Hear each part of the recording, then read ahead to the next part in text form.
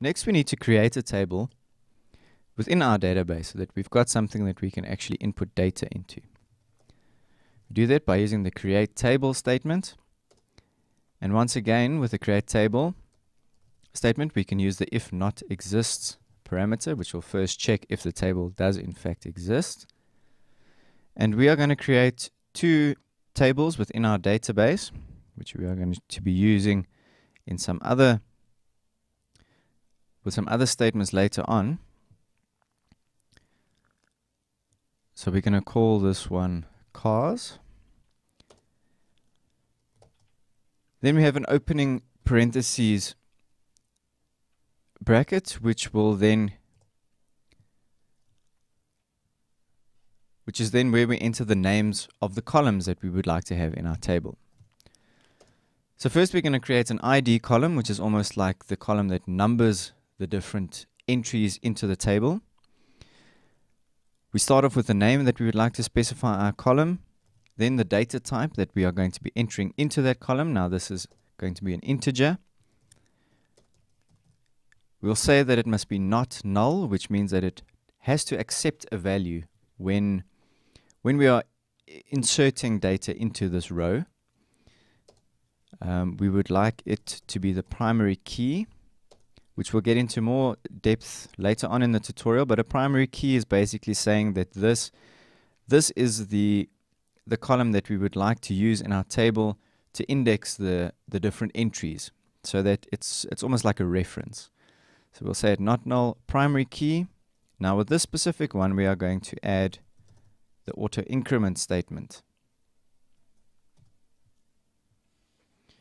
which will basically auto increment when entries are entered. So we won't literally go and add a statement, or we won't add a value into the ID column every time we make a statement. It's going to do that automatically for us.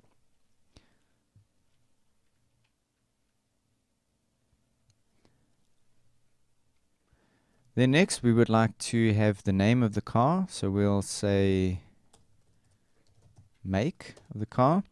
This we are going to, it's going to be a word, and so that's an alphanumeric characters, and that would be the data type varchar, which stands for variable character.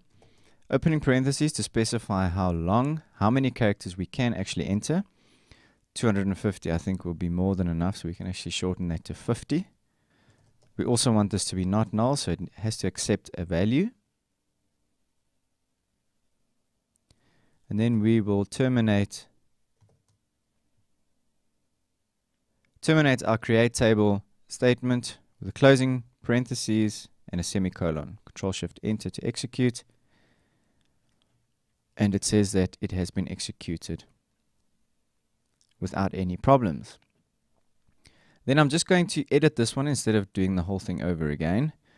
Create table if not exists. We want to make another one for the colors of the cars. We also want an ID column, which will be our reference or primary key. It will auto increment, and then we would like to actually have the color, which will also be a word. So varchar 50 will be fine. It mustn't be null, and we will execute Control-Shift-Enter. Alright, so those two tables are created, but in order to see that the tables are in fact there, we'll use the show tables statement. I think that's what it is. Control-Shift-Enter. And then we can see that cars and colors are two tables within tutormeonline_SQL. So those have been created without any problem.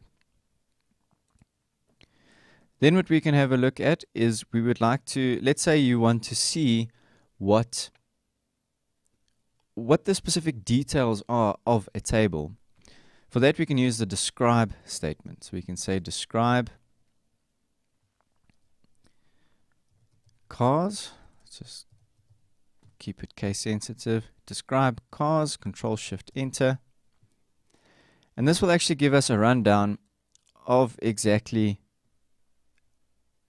what we've created, how we've created our database. So it shows us the ID field that we created. It's an integer. It's not allowed to be null. This one is the primary key. You can see at the next column it doesn't show anything. And then it also has the specified extra parameter of auto-incrementing. Then the make column, and with all its details specified. We can then do the same thing for colors, for our table colors, Control-Shift-Enter, and there we go. Same thing once again, and it shows us exactly what we've created. So now I've created two tables. They have got their specific parameters applicable to each table. It's just that at this stage our tables are still empty, so we need to add some data into the tables.